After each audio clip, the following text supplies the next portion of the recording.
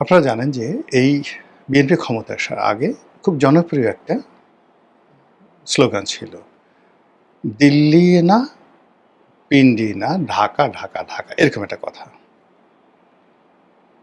তারপরে দিল্লিও না, পিন্ডিও না, মানে পাকিস্তানও না, দিল্লিও না, পিন্ডিও না, রাওয়ালপিন্ডিও না। পিন্ডি তো এখন নাই, এখন সেটা ইসলামাবাদে চলে আসছে, কিন্তু ওইভাবে বলার চেষ্টা করল। আরেকটা স্লোগান ছিল, সবার আগে বাংলাদেশ, বাংলাদেশ ফার্স্ট। আরেকটা স্লোগান ছিল, আই হ্যাভ এ প্ল্যান। এরপর ওটা চলে গেল, উই হ্যাভ এ প্ল্যান। এর বাইরে জামাতের যারা ইনফ্লুয়েন্সার ছিল তারা ইনকিলাব জিন্দাবাদ, ইনকিলাব জিন্দাবাদ এই কথাটা বলার চেষ্টা করত। আর জামাতের ওই যে প্রচার প্রপাগান্ডা, আমরা ভালো মানুষ, আমাদেরকে ভোট দিলে দেশের উপকার হবে, এমনকি জামাত ইসলামে ভোট দিয়ে যদি কেউ একটা বিড়ি টানে সেটাও নাকি জান্নাতের, এরকম কথাবার্তা নানা রকম নির্বাচনকে কেন্দ্র করে, নির্বাচনের আগে পরে জয়লাভের জন্য অনেক অনেক কথা বলেছে। আবার ডক্টর মোহাম্মদ ইউনূস ক্ষমতায় থাকার জন্য নানা রকম ন্যারেটিভ তিনি তৈরি করেছেন যে সারা দুনিয়া থেকে বাংলাদেশের লোকজন আসবে, আমাদের কোথাও যেতে হবে না, আমাদের যে 3-0 থিওরি, দারিদ্রতা জাদুঘরে চলে যাবে, বেকার সমস্যা থাকবে না, সবাই ব্যবসা করবে। এবং মাশাআল্লাহ তিনি নিজে চমৎকার ব্যবসা করেছেন। ডক্টর মোহাম্মদ ইউনূস অসাধারণ ব্যবসা করেছেন, তার যারা আপনজন লোকজন আছেন তারাও ব্যবসা করেছেন। তারপরে তিনি চলে গেছেন। তো চলে যাওয়ার পরে এখন এরকম একটা জটিল অবস্থা তৈরি হয়ে গেছে যে এখন আর আসলে দিল্লি পিন্ডির মধ্যে স্লোগান দিল্লি না পিন্ডি এই থাকছে না। এখন একটাও থাকছে না দিল্লি, পিন্ডি, ওয়াশিংটন বা বেইজিং কিনা, এটাও বলা যাচ্ছে না। এর কারণ হলো যে আমাদের এখন এই মুহূর্তে যা কিছু হচ্ছে, এখানে কোনো পলিটিক্যাল ডিসিশন, পলিটিক্যাল নেগোসিয়েশন এটা হচ্ছে না এ বাংলাদেশে এখন। মানে আমরা যেটাকে দিল্লির সাউথ ব্লক বলি, দিল্লিতে সাউথ ব্লক বলি, যেখানে দিল্লির রাজনীতিবিদরা থাকেন।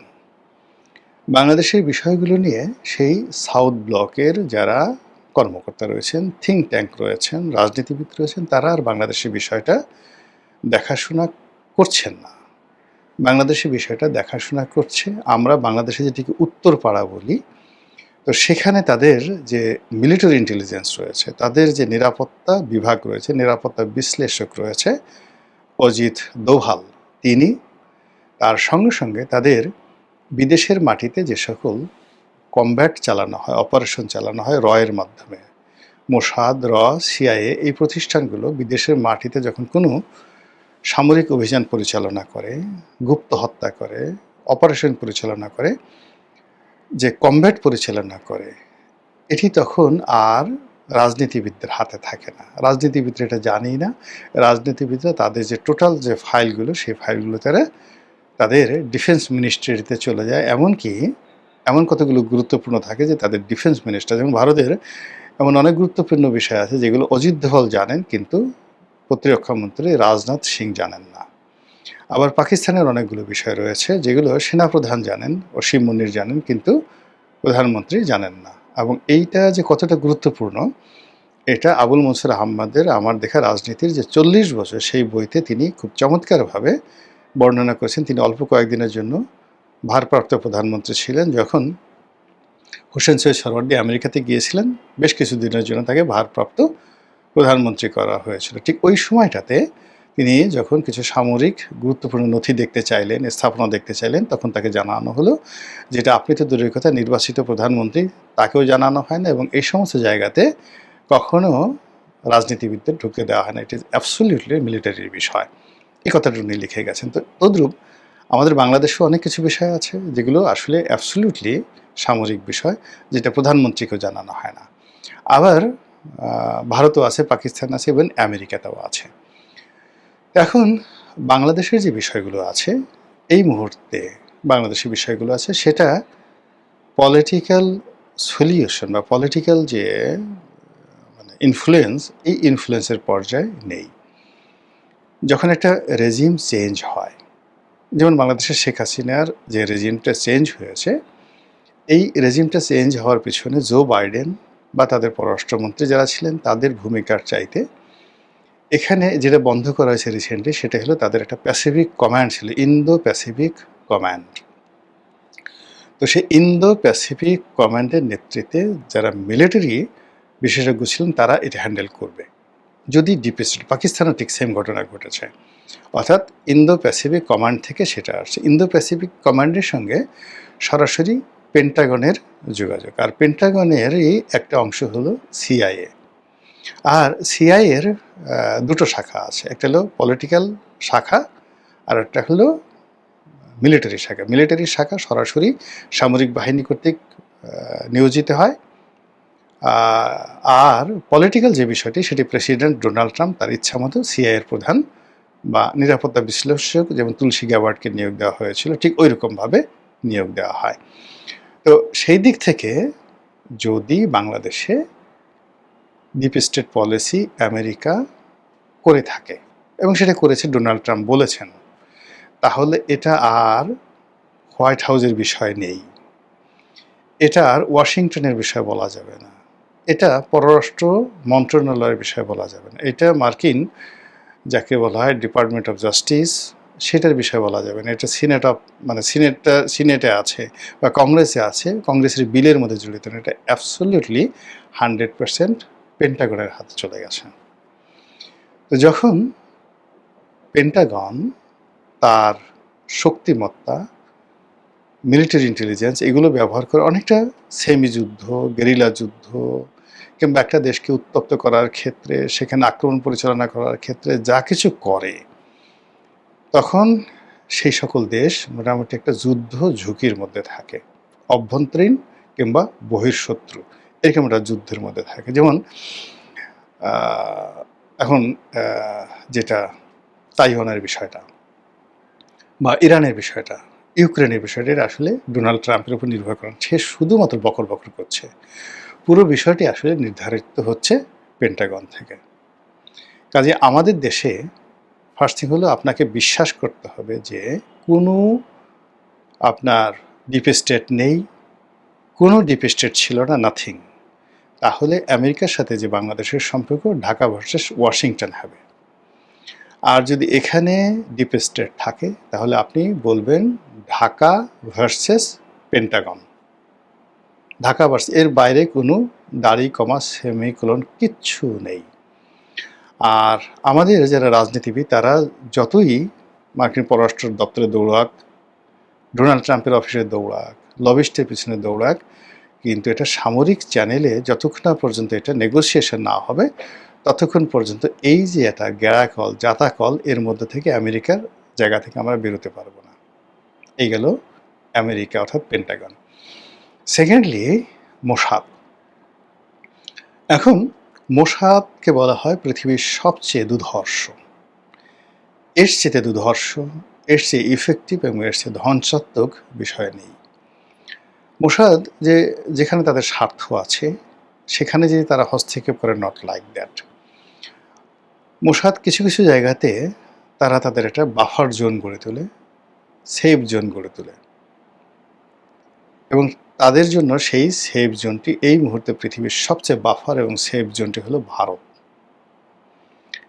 এবং সেই ভারতের যে সেফ জোনটি এটি আমেরিকাও মেনে নিয়েছে, কিন্তু ইরান এটা মানছে না।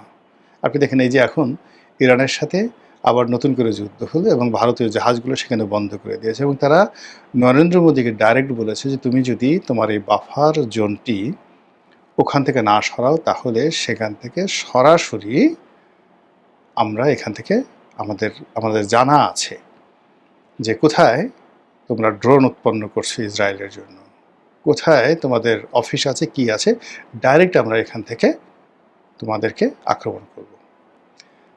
ফলে কি হলো, এই যে ভারতে যে তাদের বাফার জোনটা আছে সেই বাফার জোনটা তুলনামূলকভাবে যদি বাংলাদেশের মধ্যে চলে আসে, ভারতের মদতে এবং মোসাদের মদতে এবং আমেরিকার মদতে, আমি তো আশ্চর্য হব না।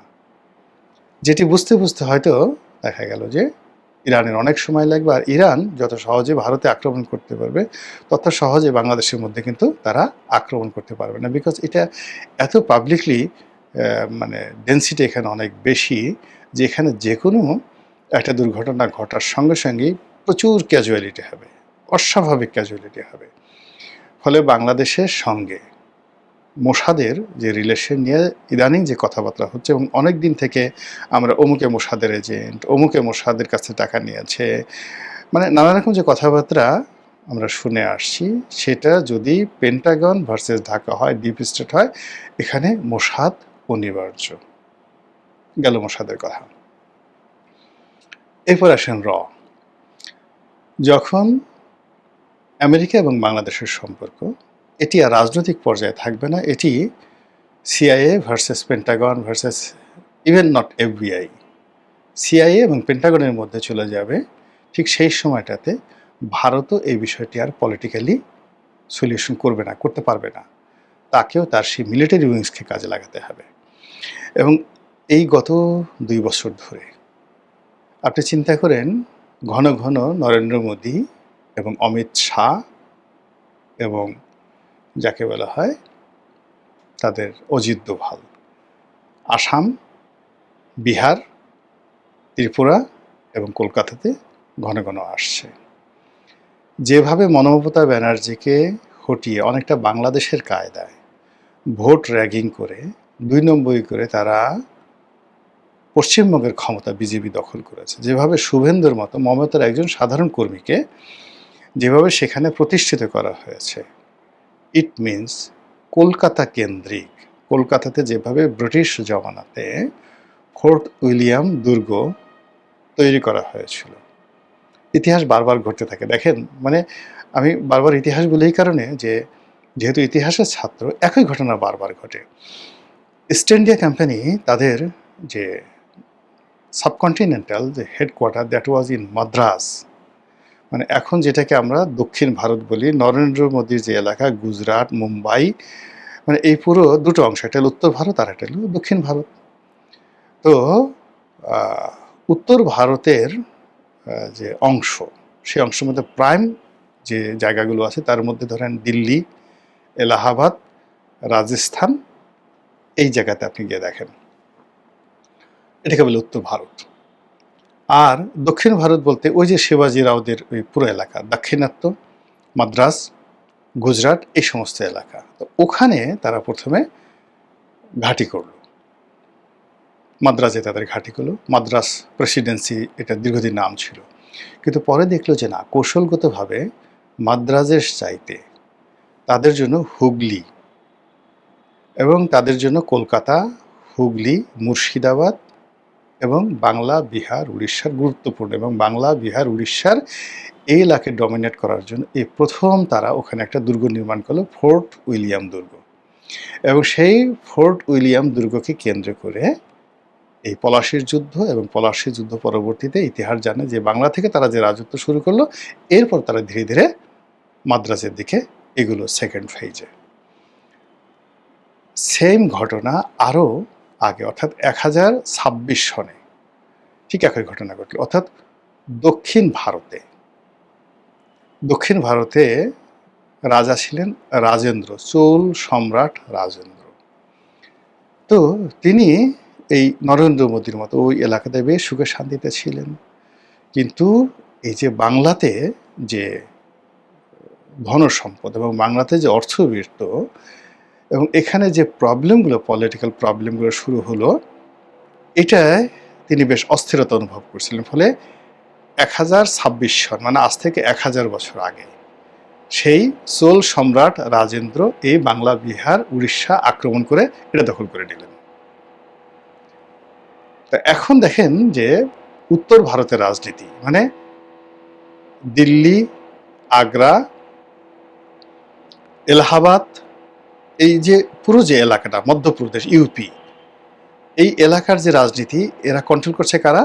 দক্ষিণ ভারতের লোকজন, অমিত শাহ এবং যাকে বলা হয় নরেন্দ্র মোদী। তো এগুলো করার পরেও এই যে বাংলা, বিহার, উড়িষ্যা, 1756 সালে ইংরেজদের জন্য যে সমস্যা তৈরি করেছিল, বাংলা বিহার উড়িষ্যা 1026 সনে যে সমস্যা তৈরি করেছিল রাজা রাজেন্দ্রর জন্য, চোল সম্রাট রাজেন্দ্রর জন্য, বাংলা বিহার উড়িষ্যা সম্রাট আকবরের জন্য যে প্রবলেম সৃষ্টি করেছিল, বাংলার 12 ভূঁইয়ারা যে প্রবলেম সৃষ্টি করেছিল, the same problem now happening. এই জন্য ভারত কি করছে, তার মিলিটারি কমব্যাটগুলো, স্থাপনাগুলো এখন এই পশ্চিমবঙ্গ, বিহার, উড়িষ্যা, ত্রিপুরা, আসাম। এবং আরও স্পষ্ট করে যদি বলি, এখানে যেমন তাদের যে নিজেদের রাজ্য থেকে শুরু করে সেই নিজেদের রাজ্যে যে সকল উপজাতি রয়েছে, আমাদের যেমন দুর্গম এলাকাতে, সেখানে তারা রীতিমতো তাদের হাইয়েস্ট মিলিটারি প্রেজেন্স, যেটি কাশ্মীরও না এই মুহূর্তে, কাশ্মীরের চাইতেও বেশি প্রেজেন্স এখানে তারা রেখেছে। আর আমাদের যে সীমান্ত, আমাদের সীমান্তে তারা এই গত 2 বছর যাবৎ যে মানে মিলিটারি যে উপস্থিতি, সেই উপস্থিতিতে তারা মানে এখান থেকে তারা যদি মুভ করতে চায়, উইদিন 1 ঘন্টায় তারা মুভ করতে পারবে। তাদের এয়ারফোর্স, তাদের নেভাল ফোর্স এবং তাদের স্থলবাহিনী, ক্যাভারি, মানে আমরা যেটাকে বলে ঘোষ হওয়ার, এটাকে এখন মানে ইনফ্যান্ট্রি বলা হয়, পদাতিক বাহিনী। এই পদাতিক বাহিনী যে সমাবেশ তারা করেছে সীমান্তের ওপারে, পশ্চিমবঙ্গ, তারপর শেষে ত্রিপুরা এবং আসামে। একটু যদি আপনাদের স্যাটেলাইট ইমেজ থাকে, একটু দেখে নেন যে ওখানে আসলে কি হচ্ছে সীমান্তের ওপারে, জাস্ট একটু দেখে নেন। এটা খুব সহজ, খুব সহজ, যে কোনো লোক এটা করতে পারে। একটু দেখে নেন, তাহলে বুঝতে পারবেন যে বাংলাদেশ সীমান্তে ভারত আসলে কি করছে। একদিকে বঙ্গোপসাগর, অন্যদিকে সব মিলিয়ে আমরা কি একটা অবস্থার মধ্যে আছি, একবার একটু বোঝার চেষ্টা করেন। আমাদেরকে একটু সতর্ক হতে হবে না? তথ্য ডাটা জানতে হবে না? নিজেদের যে পায়ে যতটুকু শক্তি আছে সে শক্তি দাঁড়াতে হবে না?